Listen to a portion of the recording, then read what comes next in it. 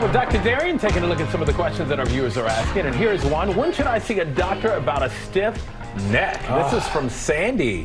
I suffer from this sometimes. So when you have a stiff neck, some of the red flags you want to look for are often hand symptoms. So if you're finding that you're having neck pain and you're having numbness or tingling, or you're dropping things or unable to write legibly, those are red flags where you need to get assistance, because it might be a sign that that might be an impingement or a pressure on important nerves.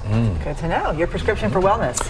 Going from neck to legs, we're going to talk about swollen legs today. A lot of this is influenced from my experience in the ER. This was something that was really common that I saw recently, patients coming in with swollen legs. So how do you deal with it? What do you do? The first thing you can do when you notice that your legs are swollen is elevate them. If you can, get them above the level of your heart. At the end of the day, you can do this multiple times a day, because that helps to decrease the amount of fluid, the pressure that's causing that swelling.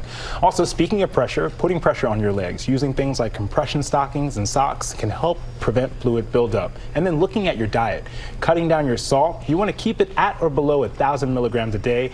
I think measuring first how much you use and then trying to cut back on that can be really helpful. And then, as DeMarco was saying earlier, movement. Movement is key. Daily exercise can help with circulation, reduce swelling. If you notice that just one leg is swollen, or if you have redness or more pain, that might be a sign of an emergency that you should get immediate help for. So get your legs at the level of your heart. Is that like lying down and putting your legs on a headboard or something? Help me out, please. How do you do that? I was about to call you Dr. Morgan. And then you retracted it appropriately.